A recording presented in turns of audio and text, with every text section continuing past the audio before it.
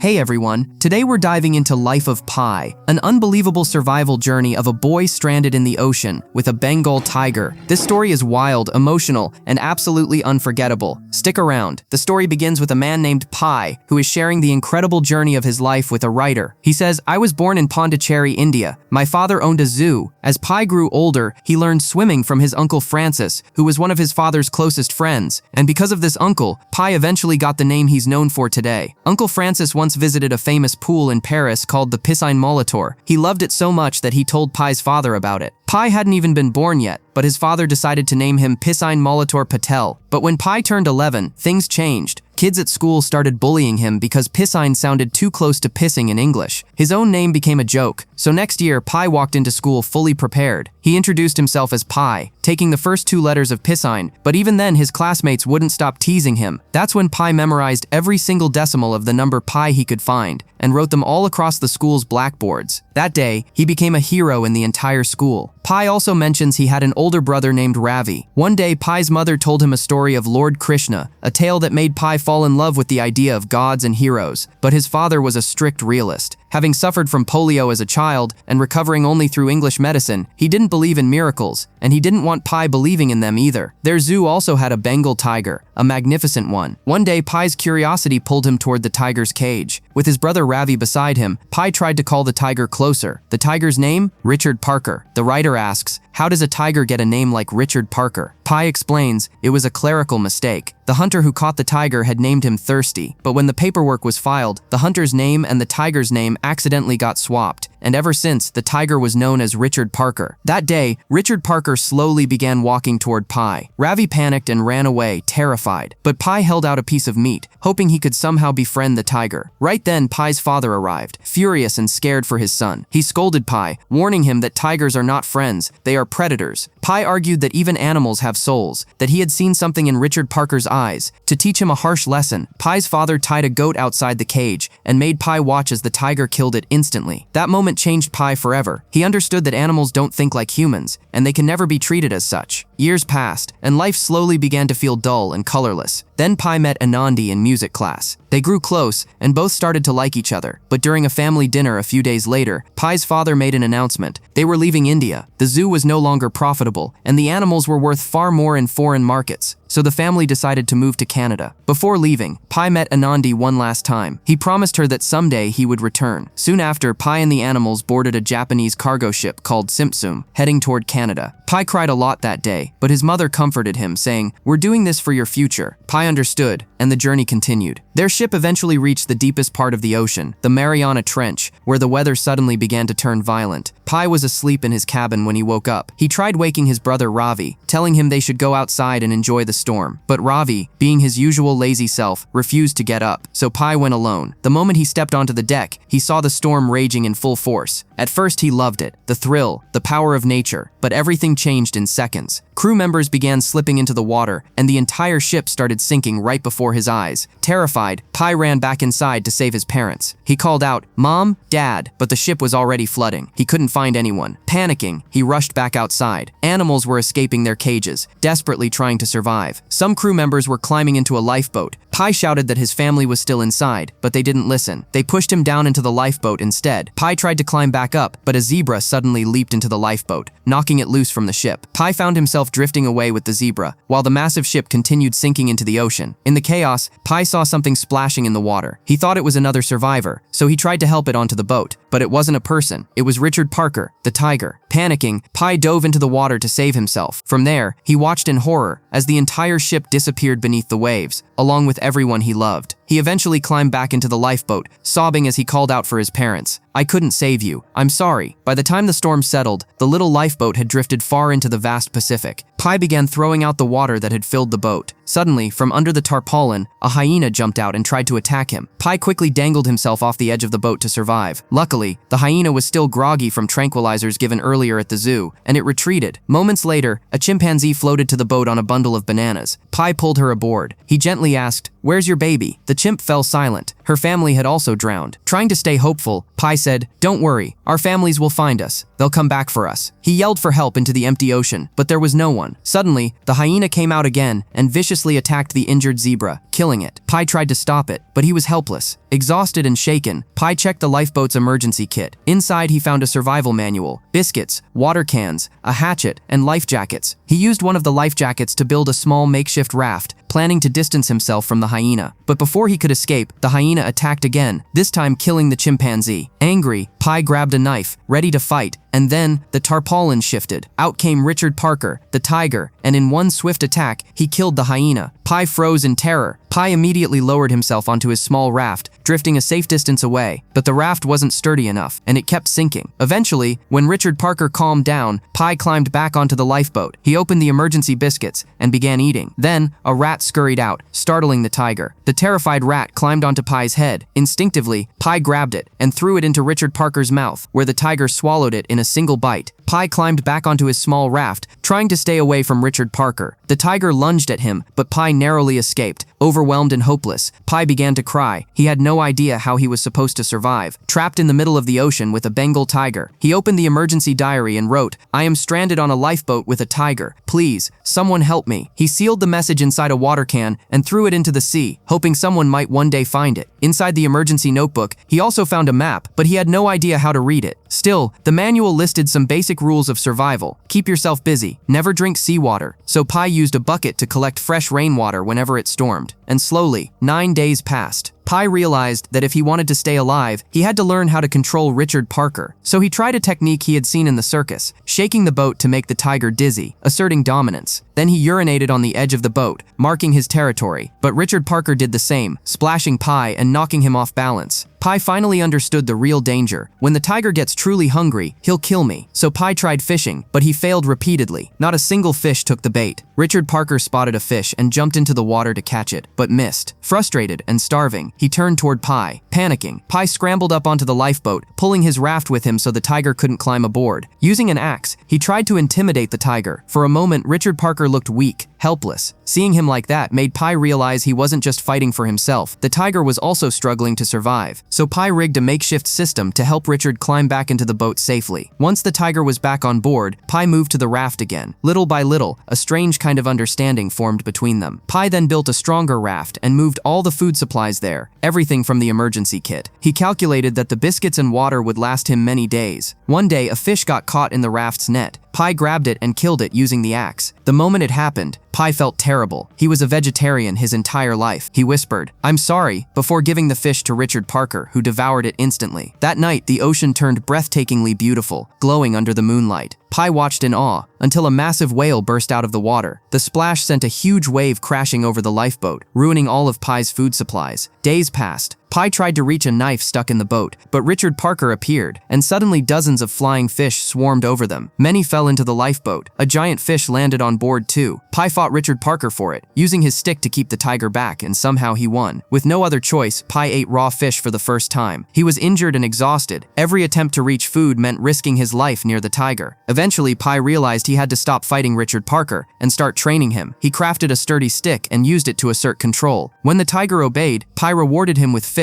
Slowly, painfully, Pi began taming the Bengal tiger. Pi spent his days caring for Richard Parker, meeting the tiger's needs just to keep himself alive. One evening, he saw a group of dolphins swimming beside the lifeboat, and behind them, a distant ship. Hope surged through him. Pi screamed for help, waving frantically. When the ship didn't notice, he fired a flare from the emergency kit, even used the smoke signals. But the ship kept sailing, never realizing 2 survivors were right below it. Heartbroken, but he didn't give up. Sitting on the lifeboat beside Richard Parker, Pi noticed the tiger staring into the water. When Pi looked too, he saw visions, memories of his parents, of the animals from the zoo. It was as if the ocean was showing them the souls they missed, the loved ones they had lost. Pi wrote everything down in his diary. But then, another storm rolled in. Pi rushed to move all the supplies from his raft back into the lifeboat. In the chaos, the wind blew his diary away. Thunder cracked open the sky, lightning lit up the ocean, and Pi felt as if the gods themselves were revealing their power. He even opened the lifeboat's canopy so Richard Parker could see it too. But the tiger was terrified. Pi could feel his fear and whispered an apology to him. Rain poured down. Pi watched helplessly as his raft broke away from the lifeboat and drifted off into the darkness. Exhausted, he raised the canopy again and eventually fell asleep. When he woke up the next morning, Richard Parker was sleeping too. Pi stepped outside and saw that the storm was gone, the sea calm again, but both of them were now dangerously weak. Pi felt his strength fading. He truly believed he wasn't going to survive. He rested Richard Parker's head on his lap and whispered to God, "I'm ready, if this is the end." But the next morning, something unbelievable happened. Pi opened his eyes and found himself on land, a strange island. Starving, he ate whatever he could find, grass, roots, anything edible. As he explored deeper, he discovered bizarre trees and thousands of meerkats living in harmony. They guided him toward a freshwater pool filled with fish bones. Pi bathed in the water, feeling alive again. He built a bed on a tall tree and decided to stay for the night. He noticed that all the meerkats rushed up the trees at sunset, and even Richard Parker fled back to the lifeboat. Pi felt uneasy. That night, he woke to a shocking sight. The water around the island had turned acidic, killing every fish that touched it. The entire island itself felt alive, like the body of a sleeping giant. Pi remembered the stories of Vishnu sleeping in the cosmic ocean, and for the first time, he felt those myths coming to life. The next morning, he found a fruit. When he opened it, he discovered a human tooth inside. Horrified, Pi understood the meaning. This island had consumed someone before, and if he stayed, it would consume him too. He realized this was a sign, a message from God. He had to leave. Pi gathered as much food as he could, loaded it onto the lifeboat, and called Richard Parker aboard. He couldn't leave the tiger behind to die, and so their journey continued, day after day, until finally, the shores of Mexico appeared on the horizon. But Pi was so weak that the moment they reached land, he collapsed onto the sand. Richard Parker stepped off the boat and quietly walked toward the jungle. Pi waited, hoping, praying that the tiger would turn around, look back, say goodbye, but Richard Parker never looked back. He simply vanished into the trees. Pi's heart shattered. He had survived the impossible, but he lost the only companion he had left. A little while later, people arrived on the beach and rescued Pi. They rushed him to a hospital, saving his life. Pi tells the writer, "I cried so much that day because Richard left me." He walked into the jungle without even looking back. And in that moment, Pi finally understood what his father had warned him about. Richard Parker was never his friend. He was a wild animal. The writer then says, "Pi, I'm not sure I can believe some parts of your story." Pi explains that after the shipwreck, he was the only survivor. Because of that, the Japanese shipping company sent 2 insurance agents to interview him. They needed to file a report for the ship's sinking. Pi shows the writer a copy of that report. We then flash back to the Mexican hospital, where Pi was recovering. The 2 Japanese officers asked him again and again, how exactly did the ship sink? Pi told them the entire story. Richard Parker, the hyena, the zebra, the island, but they didn't believe any of it. Pi said, "I lost my whole family when that ship went down." They replied, "We're sorry for your loss, but we still need to know how the ship sank. Tell us a simple story, one our company can accept." So Pi told them another version, a darker one. He said that 4 people survived the sinking: the cook, a sailor, Pi, and Pi's mother. The cook was cruel. He caught a rat and ate it. The sailor had broken his leg when he fell into the lifeboat. His leg became infected, and he died. Pi's mother, horrified, slapped the cook, accusing him of letting the sailor die on purpose. In anger, the cook killed Pi's mother. Pi, filled with grief and rage, killed the cook the next day, and eventually, he drifted to land and survived. The insurance officers finally believed this version. Back in the present, the writer looks stunned. He says, "So you changed your first story. The zebra with the broken leg was actually the sailor, the chimpanzee represented your mother, and the hyena was the cook." Pi quietly replies, "I told them 2 stories about what happened, but no one can prove which one is true and which one is not." Then Pi looks at the writer and asks, "Which story do you prefer?" The writer thinks for a moment and says, "I prefer the story with the tiger." Pi smiles softly, and so it goes with God. The writer asks if he can write Pi's story. Pi nods. "Yes, you really can." A knock comes at the door. Pi's wife arrives home. He introduces the writer to his wife and their 2 sons, because Pi eventually married Anandi, the girl he loved. And the writer realizes something beautiful. Pi's story truly did have a happy ending. If this journey moved you even a little, don't forget to like, share, and subscribe for more powerful stories.